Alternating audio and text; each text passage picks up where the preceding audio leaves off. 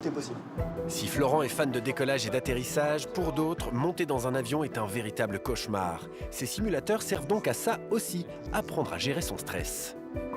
Donc quand c'est désagréable, les turbulences, à votre avis, il bouge comment l'avion? Dans ce centre de l'aéroport du Bourget, une équipe de psy, de coachs et de pilotes encadre des futurs passagers très angoissés. Horizontale.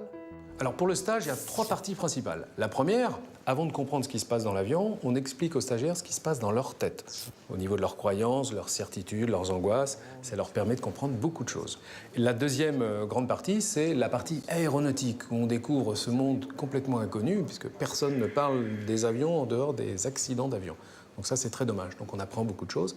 Et la troisième partie de la journée, c'est une espèce de vie-ma-vie dans un simulateur de vol hyper sophistiqué, où là, effectivement, on a toutes les sensations d'un vol réel. Un Français sur 4 se dit effrayé à l'idée de prendre l'avion. Parmi eux, Patrick. Pour lui, c'est un vrai défi car il n'a encore jamais pris l'avion de sa vie. C'est vaincre en fait une peur depuis que je suis tout petit. Un a priori, sûrement.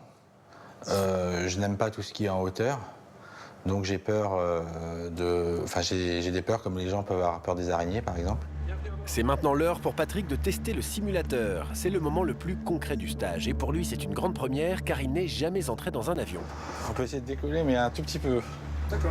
Le simulateur provoque des sensations très réalistes. Alors, Patrick tente d'appliquer les techniques de relaxation apprises le matin. Je me sens pas rassuré. On en profite, hein. Il suffit de 6 inspirations et 6 expirations. Malgré l'angoisse, Patrick va finalement réussir à décoller. C'est un vrai décollage, Patrick. Une étape de franchie, mais Patrick est encore loin de pouvoir prendre l'avion. Ça va apporter quand même un truc de me dire que c'est pas si terrible que ça. Mais il y a quand même de l'appréhension. Enfin, je n'ai jamais été en vol, quoi, et déjà là, bon, c'est une petite victoire, quoi.